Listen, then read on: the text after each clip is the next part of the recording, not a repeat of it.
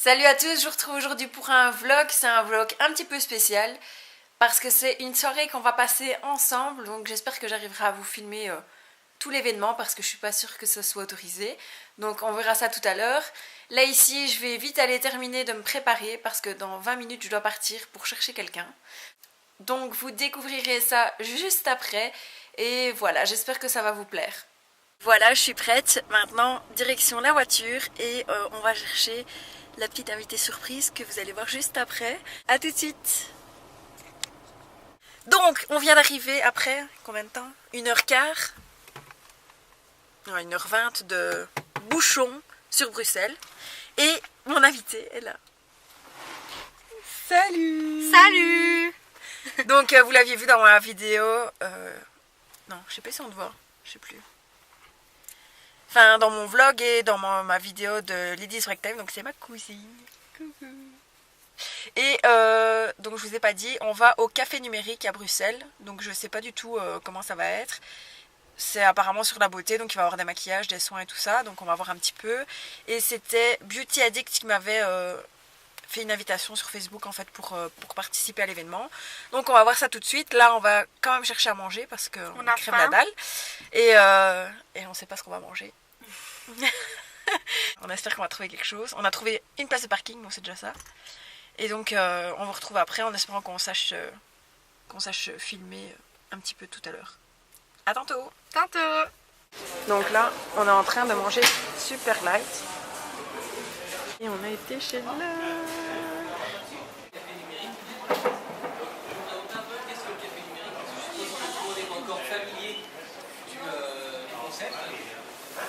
Donc, le café numérique, c'est un événement qui a lieu à peu près tous les 15 jours, où on va aborder un sujet en lien avec les nouvelles technologies, le numérique. Aujourd'hui, on va parler des blogs beauté. Donc, on a un agenda assez chargé, comme vous pouvez voir, pour toute la saison encore. La bourse hyper connectée. Donc là, on va parler des impacts du net sur la bourse.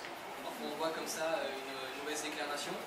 On est une équipe d'une dizaine de personnes, on est une équipe bénévole et donc on est toujours ouvert aux personnes qui veulent nous donner un petit coup de main. Donc si vous connaissez des lieux sympathiques qui souhaiteraient nous accueillir, si vous avez envie de proposer un sujet, d'organiser une soirée, ou si vous avez comme ça des suggestions à nous faire, n'hésitez pas. Donc, je m'appelle Inès, j'ai 24 ans, j'habite ici à Bruxelles. Mon parcours professionnel. Donc à la base, je suis esthéticienne et j'ai donc enchaîné avec la formation directement en sortant de l'école d'esthétique. J'ai directement enchaîné avec la célèbre école Make Up Forever. Il faut savoir qu'en tant que maquilleuse, quand on sort de chez Make Up Forever, on est vraiment polyvalent, donc on sait faire un petit peu de tout, mais on apprend toujours. Parce que vous le savez, même si on est au top du top, on apprend toujours et tous les jours.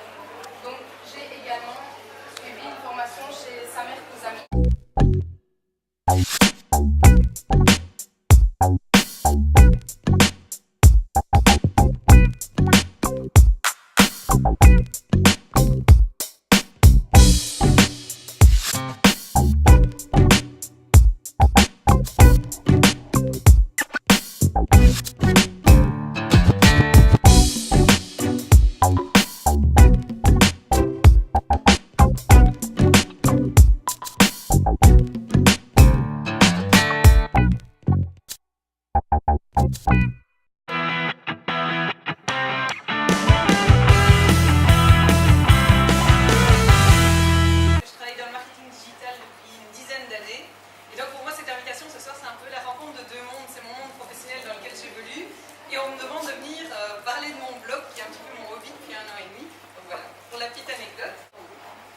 Mon blog il a été créé, donc mon premier billet, c'était le 29 janvier 2013, donc ça fait presque 2 ans, une bonne année et demie. Et donc la réflexion s'est faite fin 2012. En fin 2012, je me suis dit, j'aimerais bien ouvrir un blog, mais pourquoi? Alors il y avait essentiellement 3 raisons. La première, c'est qu'avant de vouloir créer mon propre blog, j'étais une grosse consommatrice. Donc je suivais beaucoup de blogs, je suivais beaucoup de chaînes YouTube, ça me plaisait, j'y trouvais, parce qu'on appelle ça des blogs beauté, c'est souvent la dénomination mais je trouve que c'est beaucoup plus large que ça. Enfin, je ne sais pas si vous consultez beaucoup de ce type de blog, beauté, maquillage, mais aussi un peu lifestyle, voilà. Petit à petit, on raconte des trucs de filles, quoi. Ça parle aussi bouffe, régime, que sais-je. Et je trouvais que c'était une très belle alternative au magazine et à la presse féminine, que je trouve peut-être parfois un peu trop, enfin j'espère que personne ne travaille dans la presse féminine, mais peut-être un peu trop consensuel, où je trouve qu'il n'y a jamais vraiment d'avis tranché sur des produits, des choses comme ça. Donc voilà, j'avais trouvé mon compte là-dedans, et puis un jour je me suis dit, mais pourquoi pas moi, voilà, l'envie de partage, etc. Enfin, je pense qu'on a tous un peu ce cheminement de pensée. Le deuxième type de raison en ce qui me concerne, donc là c'est déjà un peu plus personnel, c'est que je trouvais qu'il y avait une sorte de contradiction en moi par rapport à mes études et mon job. Alors d'abord par rapport à mes études, je suis diplômée de journalisme, mais je n'ai jamais exercé dans le journalisme. Donc voilà, si j'ai fait ce type d'études, c'est quand même que j'aime bien partager, raconter, écrire, etc. Donc voilà, ça me titille un peu. Et la deuxième raison, c'est comme je vous le disais en introduction, c'est que ça fait une dizaine d'années que je travaille dans le marketing digital, mais je n'avais jamais créé un site de ma vie. Et là aussi, j'avais envie, à force de travailler et de graviter autour de ce monde, de me dire, créer un blog finalement, enfin un site, en l'occurrence un blog, c'est quoi? Donc voilà, c'était aussi un petit peu un challenge, on va dire plutôt de connaissances, limite professionnelle pour moi, d'exercer une sorte de journalisme amateur, entendons-nous bien, c'est un blog, et de pouvoir créer un blog.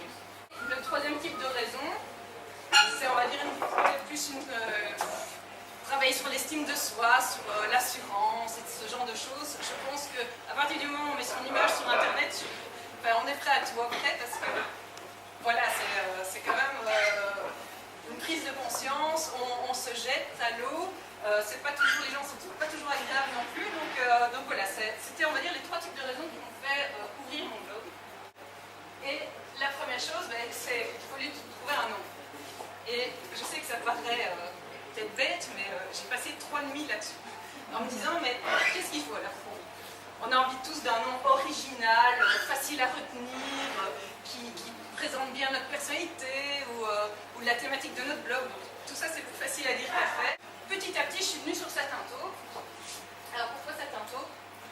Je vais vous faire sous forme de rébut, même si vous connaissez déjà la réponse. Donc mon premier, c'est un tissu fin, doux et brillant qui est symbole de douceur au toucher, en particulier en parlant de la peau.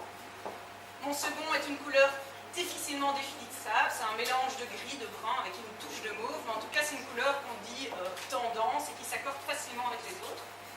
Et mon tout, donc Satinto, c'est un best-seller de la marque MAC, qui est une marque que j'affectionne particulièrement. Donc MAC, c'est une marque de maquillage professionnel. Donc d'où voilà, tous ces mots-clés que j'ai soulignés, et le nuage de mots-clés ici, explique le nom Satinto. Ensuite, une fois qu'on avait le nom, il fallait aussi que je réfléchisse, voilà quel est le concept, qu'est-ce que je veux apporter, etc. Et c'était une longue interrogation, mais j'ai décidé de créer à la fois un site et une chaîne YouTube. Donc dès mon premier post, c'était les deux à la fois. Donc moi, j'ai pas conçu ma chaîne YouTube, il y a beaucoup de gens qui ont une chaîne YouTube, mais qui n'ont que ça. Et pour moi, c'était un support pour apporter de la vidéo. Donc voilà, c'est comme ça que moi je l'ai conçu dès le départ. En principe, j'alterne un article sur deux, c'est un article purement web, donc photo et écrit, et j'alterne donc avec un article où je mets en contexte et puis c'est une vidéo. Alors je suis loin d'être la seule qui fait ça, mais très souvent, j'ai l'impression, en tout cas dans la sphère beauté, que soit on est blogueuse, soit on est youtubeuse. Donc moi j'avais décidé de faire les deux. Alors comment moi je vois les choses, c'est que, à nouveau c'est de mon point de vue et c'est comme ça que je suis depuis 1 an et demi, c'est que je trouve que les articles permettent de mieux démontrer quelque chose, de mieux faire une revue, de faire des belles photos, etc. Tandis que la chaîne YouTube, je trouve que c'est plus dans l'humain, plus dans blablatage, ce que je fais très bien. On a 3 types d'objectifs dans la vie. Je vais vous le résumer très simplement. On va avoir les objectifs qui sont les what. C'est là qu'on va retrouver tous les objectifs en termes professionnels, carrière, financiers. Donc c'est qu'est-ce que je veux comme objectif? Je veux atteindre tel job, telle fonction, tel salaire, etc. Ça c'est les what. Je disais, une des raisons de la création de Satinto, c'était aussi pour moi une sorte de défi en termes d'assurance sur moi, etc. Donc qui permet un peu de s'accomplir en dehors de sa vie privée, en dehors de sa vie professionnelle. Et pourquoi je vous explique tout ça aussi, c'est parce que ça explique aussi certaines choses par rapport à certains sujets, je pense, tabous par rapport à la blogosphère beauté. Déjà, c'est tout ce qui est commercialisation. Donc oui, je gagne un peu d'argent avec mon blog et ma chaîne YouTube, pas énormément. Ça me permet juste d'un petit peu rentrer dans mes frais, parce que j'ai beaucoup plus de frais que dans wow, c'est pas un what. Donc moi, mon but de mon blog, ce sera jamais d'être ma source de revenus principale, ce sera jamais l'objectif de vivre de mon blog. Enfin, je sais que certains espèrent ça de leur blog, moi c'est pas mon cas. Donc voilà, je prends ça avec beaucoup de recul, pour moi c'est pas un objectif. Ça explique aussi mon rapport aux marques. Là aussi, c'est peut-être un sujet parfois tabou dans ce monde-là, mais moi je vois ça vraiment comme une relation win-win. Je n'ai pas besoin de ça. C'est clair que je préférerais être au courant des nouveautés, etc., pour pouvoir en parler sur mon blog, que si je peux avoir une interview ou quoi, c'est un plus pour moi, mais je ne vais pas courir vers ça. Je pense que c'est important d'avoir ses propres principes. Et le troisième point, c'est une sorte de non-concurrence avec les autres blogueuses et les autres youtubeuses. C'est pas le monde du bisounours, sachez-le.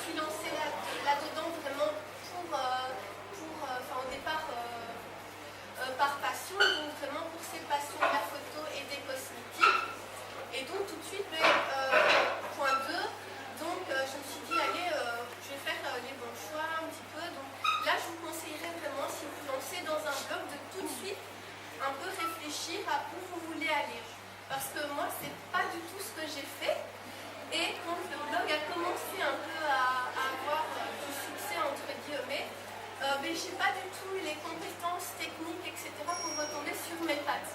Donc j'ai dû demander de l'aide à des amis qui étaient beaucoup plus compétentes que moi. Mon travail a pris vraiment le dessus par rapport au blog, mais je continue parce que j'aime ça. Mais on va dire que jusqu'à il y a 6 mois, j'avais, je dirais, 150 000 visiteurs uniques par mois. Donc voilà, ça vous donne un peu une idée. Par mes partenariats, forcément, j'ai l'opportunité de gagner un petit peu ma vie avec ça. Pas énormément parce que je ne m'y consacre pas 100%, j'ai mon travail, ma vie de famille et le blog. Donc ça me suffit vraiment, je vais dire, à faire des déplacements, à payer quelqu'un pour aider au niveau technique. Mais voilà, si je pouvais, à ce stade, je ferais éventuellement en vivre, mais je ne le fais pas parce que voilà, pour moi c'est trop de contraintes. Je veux garder mon emploi actuel, puisque maintenant j'ai la chance de travailler dans l'école où j'ai étudié. Et donc pour moi, moi personnellement, je ne demande pas plus que ça. Donc ce que je gagne aujourd'hui, ça me permet de continuer tranquillement. questions.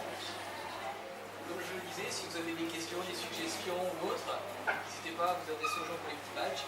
On sera heureux de discuter avec vous. On ne vous chasse pas, loin de là, puisque la Inès va tenir un stand de conseils. Vous pouvez toujours prendre encore un dernier verre, ou même 2 ou 3 derniers verres, et donc discuter dans une bonne ambiance. C'est ça aussi le café numérique. Voilà, merci à tous et j'espère à bientôt.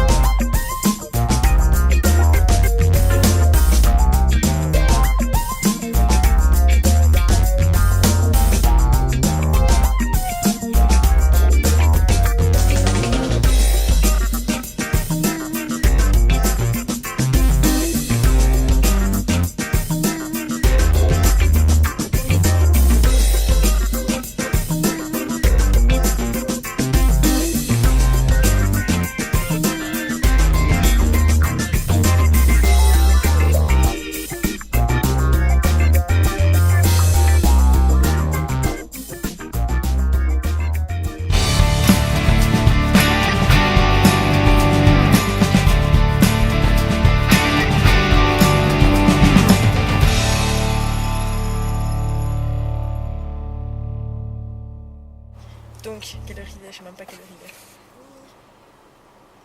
il est. Donc, ouais, il est 10h moins 10, on vient de sortir maintenant des cafés numériques. Et on a une petite invitée derrière. Bonsoir. Salut. Toujours Annalisa. Et qu'est-ce que je vais dire vous allez voir dans la vidéo de toute façon. Donc on a vu 3 blogueuses. Donc elles ont expliqué un peu leur parcours. Et elles ont donné quelques petites astuces pour Internet. Donc franchement c'était une belle soirée. On a fait des belles rencontres. Et ben, merci de m'avoir invitée déjà. Et on reviendra, hein, Annalisa. Je ferme ma voix en plus, tout va bien. Et donc voilà, en route pour la gare de Lutre. La gare de Lutre.